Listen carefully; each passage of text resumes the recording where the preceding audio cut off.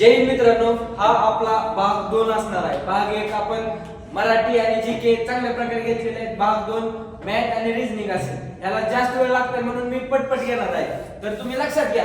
आता आपल्याला प्रश्न काय 100 पासून वापस जाऊ आपण. 100वा प्रश्न काय, दोन संख्यांची बेरीज 96 व वजाबाकी 24 आहे, तर त्यांचे गुणोत्तर किती असेल. आता लक्षात घ्या, असं देतात बेरीज आणि वजाबाकी दिली तर विचारतात मोठी संख्या कोणती, लहान संख्या कोणती. आणि इथं काय दिलं, रेशो विचारला, म्हणजे मोठी संख्या काढायची, लहान संख्या काढायची व त्याचा रेशो काढायचा. हे प्रश्न मस्त आहे.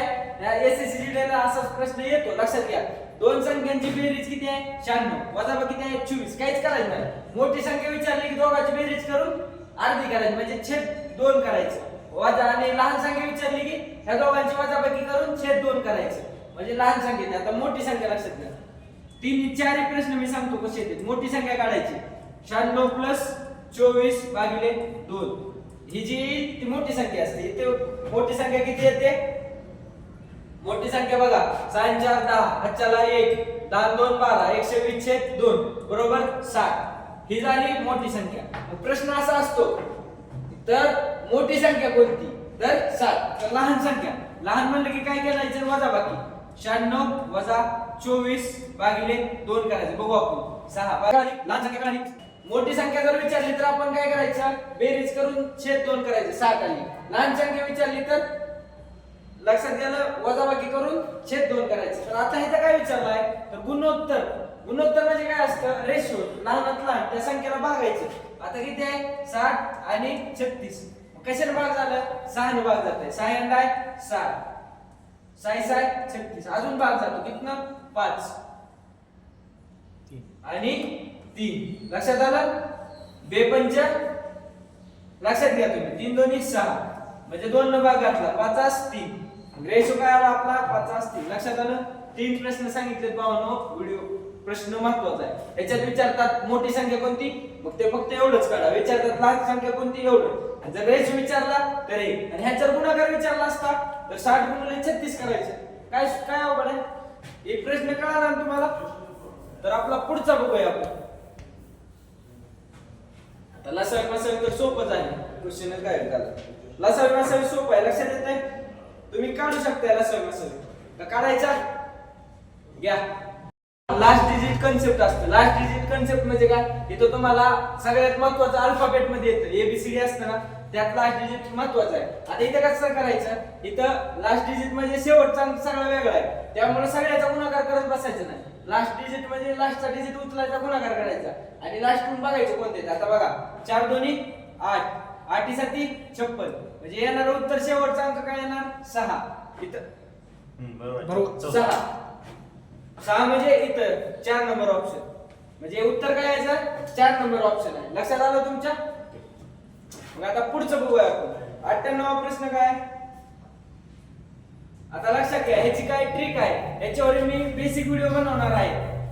तो व्हिडिओ बघितल्यावर तुम्हाला सगळं समजेल की काय ट्रिक वापरायच्या कशा.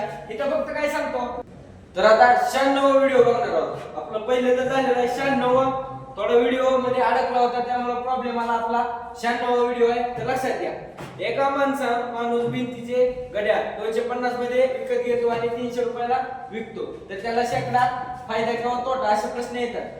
तुम्ही डायरेक्ट 50 कडून 250 न भागू शकता, किंवा असं रेशो मेथड न करू शकता.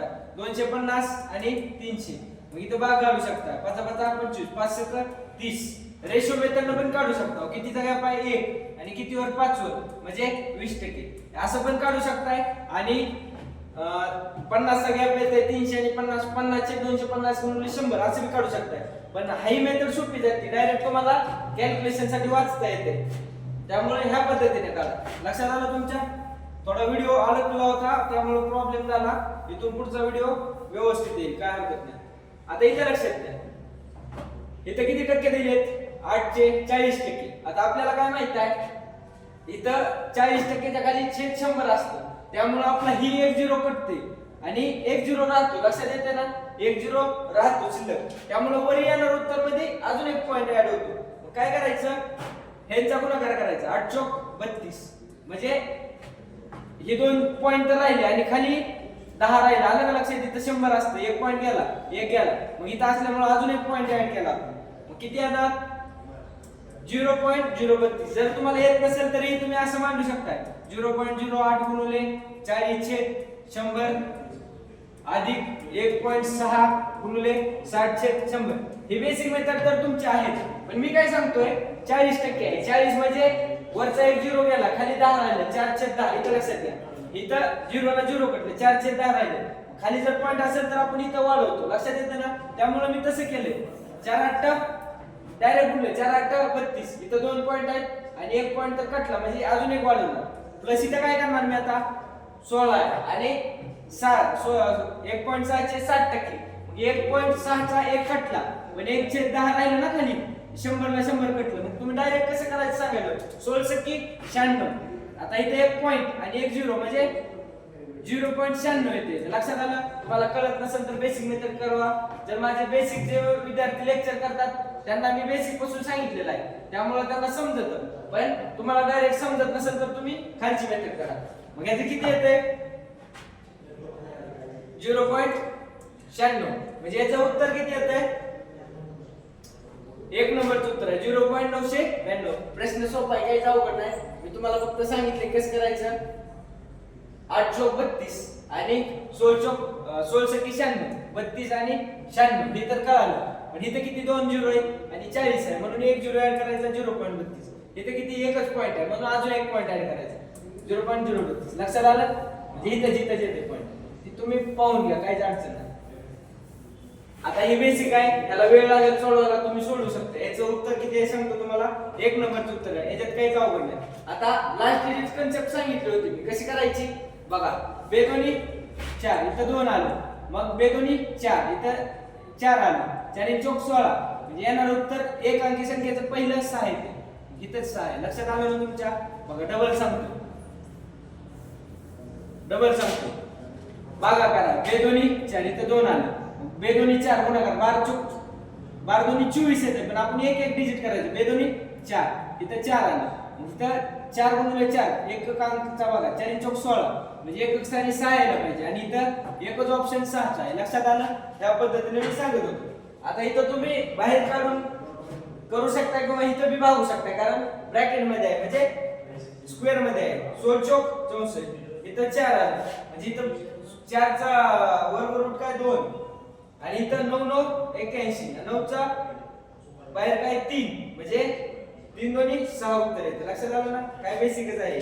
आता इथं लक्षात घ्या, इथं x विचारलाय ना, मग तुम्ही 280 वजा 199 करू शकता ना. इकडं पॉझिटिव्ह आहे, हे पॉझिटिव्हचं इकडं निगेटिव्ह होते, म्हणजे x² येते. x² किती येते तुमचा, बरोबर आहे ना. x² किती येते तुमचा बघा 199. 10 मधून 9 गेले, 1 राहिले. परत 18 मधून 9 गेलं, 9 राहिले, 8 राहिला 8. लक्षात आलं. आणि इथं 0 राहिलं, म्हणजे x² किती आला 81. म्हणजे तुमचं किती येते 9. 81 म्हणजे स्क्वेअर रूट काढलं x किती आला 9. हे बी बेसिक आहे, फक्त वजाबाकी करायची. 15 तिकीट आहेत. या पेटीमध्ये सम संख्या असणारे तिकीट किती. आता लक्षात घ्या, सम संख्यामध्ये 2 4 6 8 10 12 14 16 किती पर्यंत आहेत, 15 पर्यंत. 14 ठीक राहिले किती 14. 1 2 3 4 5 6 7. टोटल किती झाल्या 7. आणि किती पैकी टोटल किती 15 पैकी 715. सोपं आहे ना. याचं उत्तर येते 715. भाग जात नाही, त्यामुळे 715 येते. तर पुढचं लक्षात घ्या. पुढचा प्रश्न काय आहे, 9वे पद काढा. पुढचा प्रश्न काय आहे, 9वे पद काढा. आता ह्याचा फॉर्म्युला कसा आहे लक्षात घ्या. a इंटू फॉर्म्युला लिहून घ्या, भूमिती फॉर्म्युला आहे a इंटू r आणि याचा स्क्वेअर मध्ये n मायनस 1. लक्षात आलं. a म्हणजे पहिली संख्या असते, r म्हणजे त्याचा रेशो असतो. आता इथे बघा कुठे गेला प्रश्न, प्रश्न गेला 3 दोन्ही 6 6 दोन्ही 12 12 दोन्ही 24. रेशो म्हणजे ह्याचं जर भागलं तर दुप्पटच येते ना, म्हणजे 2. इथं रेशो काय 1 आहे. पहिली संख्या किती आहे, इथं पहिली संख्या 3 आहे. परत r किती दिलेला आहे, r दिलेला आहे 2. म्हणजे 3 दोन्ही 6 6 दोन्ही 12 म्हणजे 2 चा फॅक्टर येते ना. आणि n किती आहे, टोटल किती 9 9 1. ही फॉर्म्युला तुमच्या लक्षात येईल. 3 गुणिले 2 चा 8वा येतं याचं 268. लक्षात येते. इथं बी लास्ट डिजिट कन्सेप्टनं तुम्ही काढू शकता, काहीच प्रॉब्लेम नाही. चला पुढचा प्रश्न बघूया. एका प्रदर्शनाचे प्रवेश तिकीट मुलांसाठी 5 रुपये. ही ऑप्शन म्हणून गेल्यावर आपल्याला बेस्ट राहील. मुलांसाठी किती आहे? 5 रुपये आणि प्रौढांसाठी 15 रुपये. तर प्रदर्शनाला 13 व्यक्तींचा समूह. आता या दोघांची बेरीज 13च येत असते, त्यामुळे 13चा संबंध नाही. एकूण पैसे किती व्हायला पाहिजे? 115 रुपये. मग आपण गुणून बघायचं. 5 न 5 ला गुणायचं. 5 5 25. ही मुलांचा आणि प्रौढ व्यक्तींचा आहे. मुलांसाठी 5 रुपये आणि प्रौढांसाठी 15 रुपये. 5 न गुणलं मी तर 5 8 चा रेशो घेतला. लक्षात येते. 5 8 चा घेतला. मग 5 न मुलांचा किती आहे? 5 रुपये. 5 5 25 आणि इथं किती आहे? प्रौढांचा 15 रुपये. आणि 15 20चे 120. जर यांची बेरीज केली तर 115 येते का? नाही. इथं 120 च्या पुढे गेली. मग दुसरा रेशो घ्यायचा. 8 5 घ्यायचा. मग मुलांचा किती रेशो आहे? 5 रुपये आणि माणसांना 15 रुपये असं करायचं. 115 पेक्षा जास्त आता. आता इथे रेशो किती लक्षात घ्या. 8 5 चा रेशो घेतला. मुलांसाठी 5 रुपये आणि पुरुषांसाठी 15 रुपये. त्यामुळे गुणलं. 8 5 40. 15 5 75. या दोघांची बेरीज जर 115 आली तर उत्तर काय असतं? तेच असतं. मग याची 115 आली. तुम्ही तशी आहे त्या पुढची काढून बघा. 7 7 7 7 घेऊन बघा. 6 7 घेऊन बघा. तर ऑप्शन पुढचा येतो. 115 येत नाही. इथं 120 च्या पुढे चालतं. तुम्ही अशा पद्धतीनं उत्तर काढू शकता. जर समजत नसेल व्हिडिओ डबल बघा. याचं बेसिक व्हिडिओ तुम्हाला माहित नसल्यामुळे थोडा प्रॉब्लेम देईल. आपण बेसिक व्हिडिओ बी चालू करणार आहोत. लक्षात आलं? आता ही प्रश्न एसएससी जीडी लेवलचे आहेत. आता ही या आपल्या फॉर्म्युला बेस क्वेश्चन होता, ते फॉर्म्युला लिहून घ्या. ते एसएससी जीडीचाच प्रश्न आहे. त्याच्या पुढचा बी प्रश्न 2-3 प्रश्न एसएससी जीडीच्या लेवलचे. त्यामुळे तुम्हाला एसएससी जीडीला बी चांगला फायदा होणार आहे. मग आता याच्या पुढचं बघा. आता इथं काय करायचं? सगळ्यात सोपं सांगतो. बेरीज करायची. आता एकेकांचं तुम्ही करू शकता. बेरीजचं चिन्ह कुठं आहे? इथं आहे, इथं आहे. मग त्या दोघांना पकडायचं. 7 आणि 5 12. 2 आलं. परत इथं किती आहे?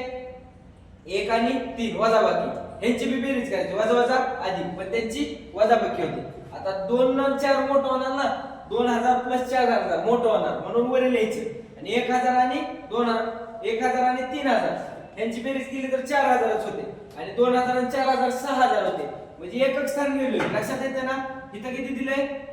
5 आणि 7. लक्षात येते. 7 आणि 5 12. म्हणजे एकक स्थानी काय येणार तुमचं? 2 येणार. आणि इथं 4 आहे आणि 6 आहे. लक्षात आलं? वजाबाकीच्या चिन्हाला वेगळं काढायचं, बेरजेच्या चिन्हाला वजा. आता लक्षात घ्या. 6 4 10. म्हणजे इथं काय येणार? 0. म्हणजे 2 मधून जर 0 गेलं तर उत्तर काय येते? 2. आणि याच्या मागे काय का असेल? मग इथं 2 कुठं आहे? एकक स्थानी इथं आहे. म्हणजे तुम्ही हे उत्तर.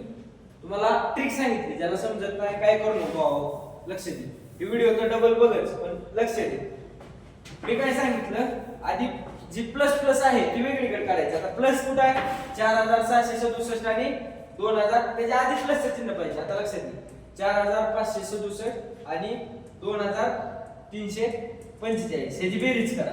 किती? 30 7 5 12 2 8 4 6 4 आणि 11 5 3 8 1 9 4 5 6. ही झाली याची बेरीज. आता वजाबाकीचे चिन्ह जे आधी आहेत त्यांची बेरीज करायची. लक्षात घ्या. 1 2 3 4 आणि 3 4 5 6. 6 4 10 0 चले. वजा वजा अधिक होते. लक्षात येते. पण वजाचं चिन्ह येत असते. 5 3 8 1 9 6 आणि इथं 4 आणि इथं वजाचे चिन्ह असते. मग लक्षात आलं? ह्यामधून ही मायनस कर. काय ते? 46 90. आता ह्या दोघांची वजाबाकी कर. 2 मधून 0 गेले 2. 11 मधून 9 गेले 2. आणि 9 मधून 7 गेले 2. आणि 6 मधून 4 गेले 2. उत्तर काय आलं? 2 2. मी काय सांगितलं? ह्या दोघांचे एकक स्थान बघा. 7 आणि 5 12 आलं 2. आणि ह्या दोघांचे एकक स्थान बघा. 6 आणि 4 10 आलं एकक स्थानी 0 आलं नाही. तर मग ह्या दोघांची वजाबाकीच केली ना आपण. काय अवघड केले? ज्याला बुद्धी आहे त्याला समजते. तुमच्यासाठी एवढं किती वाजल्यात बघा. 12 वाजून गेले तरी तोंड आपटतोय. त्यामुळे डबल व्हिडिओ बघा आणि समजून घ्या.